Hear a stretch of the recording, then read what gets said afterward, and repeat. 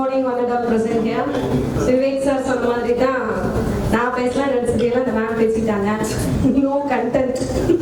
இப்போ என்ன தோணுது, பேப்பர்லாம் வச்சிருக்கிறேன் ஒன்றும் அது வேஸ்ட்டுன்னு தோணுது. நம்மளுக்கு என்ன தெரியுதோ நினைக்கிறோமோ அதை பேசிடலாம் அப்படின்ட்டு. First of all, I thank three mentors to invite me for this happy occasion. சொல்ல போனா இவங்க பார்த்தா ஒரு பிரம்மா, விஷ்ணு, சிவா அந்த மாதிரி தான் நான் ஃபீல் பண்றேன். ஏன்னா நமக்கு அப்படியே கடவுளா கொண்டுட்டு வந்து நிறுத்துறவங்க தான் இவங்க. இல்லைன்னா நம்ம இந்த இடத்துல கண்டிப்பா நான் இருக்க மாட்டேன். பிகாஸ் நான் வந்து என் நேம் சிவப்பிரியா.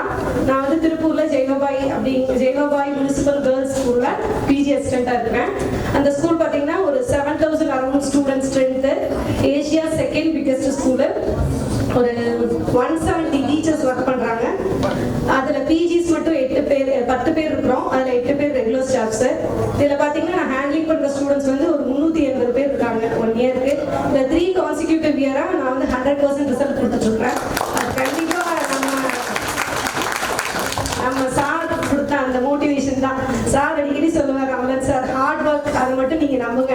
அங்க இருக்கிற டீச்சர்ஸ் எல்லாருமே என்னை பார்த்து கொஞ்சம் ஜெலஸா தான் ஃபீல் பண்ணுவாங்க. இப்ப வந்த பொண்ணு சொல்ல போனா இந்த பொண்ணு எப்படி 100% கொடுக்குறதே தெரியல. நாம வந்து கீழே அந்த ஸ்டூடெண்ட்ஸ் கூட நான் உட்காந்துருவேன், சமணம் போட்டு கீழே உட்காந்துருவேன். அவளுக்கு அதை தான் எதிர்பார்க்கறாங்க அந்த பொண்ணுங்க. பிகாஸ் நம்ம இங்க நின்றுட்டு அப்படியே ஷோக்காக கிளாஸ் நடத்திட்டு லெக்சர் மெத்தட்ல போனா ஒண்ணும் இல்லை. ஏன்னா அந்த குழந்தைங்க வந்து வீட்டுல சொல்ல போனா அம்மா அப்பா 2 பேருமே இல்லாத குழந்தைங்க. வேற ஒரு ஃப்ளோட்டிங் கம்யூனிட்டி. திருப்பூர்ல பாத்தீங்கன்னா எல்லாம் பனியன் கம்பெனிஸ் ஒர்க் பண்றோம். 3 months இங்க இருப்பாங்க, 3 months வெளியில இருப்பாங்க. அந்த மாதிரி மிக்ஸ்டு ஸ்டூடெண்ட்ஸ் கிட்ட நம்ம இருக்கிறப்போ நம்ம எப்படி இருக்கணும். நான் ஏன் இதை சொல்றேன் அப்படின்னா, நீங்க நிறைய பேர் ஃபீல் பண்ணுவீங்க இவங்களுக்கெல்லாம் நம்ம எப்படி சொல்லி புரிய வைக்கிறதுன்னு ஸ்டூடெண்ட்ஸ் பார்த்து. நீங்க வந்து அன்பா ஒரு விஷயத்தை அவங்க கிட்ட ஃபர்ஸ்ட் வந்து அன்புங்கிறது அது ஏமாத்த கூடதாகவும் இருக்கும். நீங்க கொஞ்சம் ஈஸியா ஹேண்டில் பண்ணணும்னா ஃபர்ஸ்ட் கண்டிப்பா உங்ககிட்ட ஒரு கண்டென்ட் அந்த லிஸ்ட் போனா இன்னைக்கு ஒரு 5 மார்க்கு நமக்கு சொல்லி கொடுத்துருவாங்க. நான் அப்படிதான் எய்ம் பண்ணுவேன். எனக்கு ஒரு பீரியடா 5 மார்க்ஸ் உள்ள நம்ம கண்டிப்பா கொடுத்துடணும் அவளுக்கு அப்படின்னு. 5 மார்க்ஸ்க்கு அதை வந்து சொல்ல போனா நான் வந்து ஐ கிளாஸ் ஹேண்டில் பண்றேன். அதுக்கு வந்து இன்னும் அதை வாசிக்க தெரியாது. நான் வந்து வாய்ஸ் ரெக்கார்டுல கிளாசரி வந்து வாய்ஸ் ரெக்கார்ட் பண்ணி அனுப்புவேன். ஒரு வித் சூஸ் அப்படின்னா குட் குவாலிட்டிஸ், அது வித் சூஸ் வாசிக்க தெரியாது. கீழே தமிழ் எழுதி வச்சா கூட படிக்க தெரியாது. அந்த மாதிரி குழந்தைகளை நீங்களும் ஹேண்டில் பண்ணிட்டு இருக்கீங்க நான் நினைக்கிறேன். நீ ஹேண்டில் பண்ணுவீங்க, பண்ண போறீங்க. அதனால அந்த குழந்தைங்க கூட நீங்க கொஞ்சம் பெட் பண்ணி மட்டும்தான் இனிமேல் நம்ம படிக்க வைக்க முடியும். மிரட்டி எந்த காரியமும் ஆகாது. மிரட்டுனா நம்ம எதிர்த்து தான் போகும். அது சொல்ல போனா பாய்ஸ் கூட ஹேண்டில் பண்ணிடலாம். கேர்ள்ஸ் வெரி வெரி டஃப், ரொம்ப ரொம்ப டஃப். Full girls. எங்க ஸ்கூல்ல பாத்தீங்கன்னா திருமண இடமெல்லாம் கேர்ள்ஸ் தான்.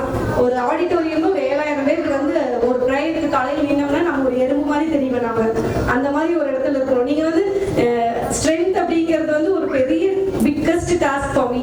இன்னொன்று வந்து நான் என்னை பத்தி சொன்னோம்னா, நான் ஒரு சிங்கிள் பேரண்ட் சைல்டு. 10 வயசுலயே அப்பா இல்லை, அம்மா மட்டும்தான் படிக்க வச்சாங்க. ஃபர்ஸ்ட் எல்லாமே கரஸ்பாண்டன்ஸ் இன்க்ளூடிங் பிஎட்.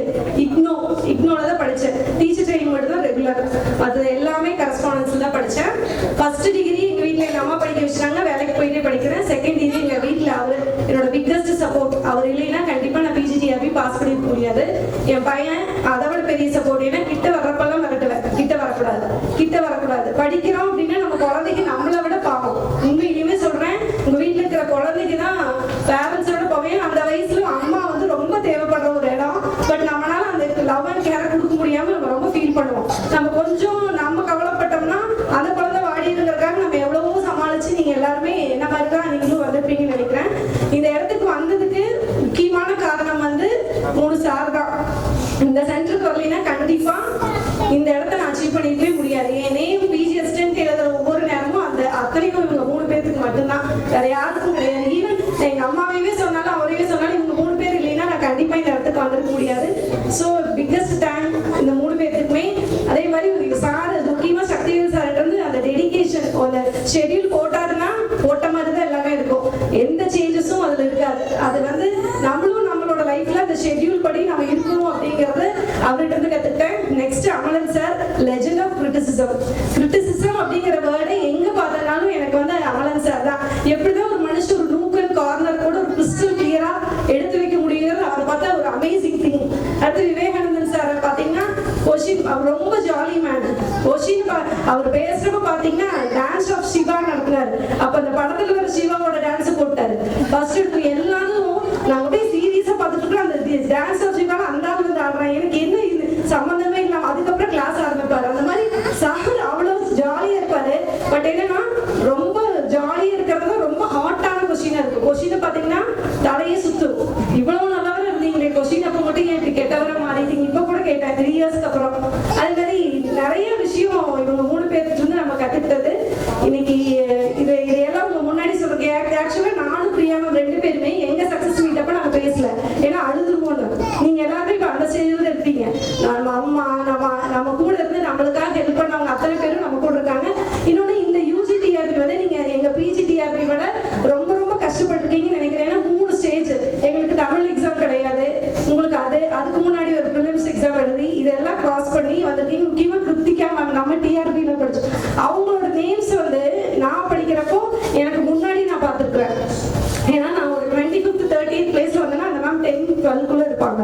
பட் அவங்க வந்து எங்களோடதுல வாங்க முடியாம போச்சு.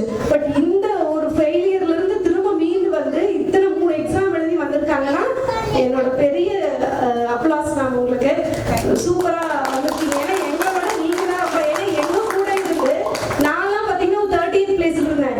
லாஸ்ட் ஒரு யூனிட் டெஸ்ட்ல பாத்தீங்கன்னா நான் கொஞ்சம் மேல வந்தேன். அப்புறம் விவேக் சார் கால் பண்ணி மேம் நீங்க மேல வந்துருவீங்க வாங்க அப்படின்னு சொல்லி விவேக் சார் தான் கால் பண்ணாரு. அப்ப கூட இவங்கெல்லாம் கன்ஃபார்மா வந்துருவாங்கன்னு தான் கிருத்திகா மேம்லாம் பிரியா மேம் கிருத்திகா மேம்லாம் நான் சொல்லிட்டு இருப்பேன்.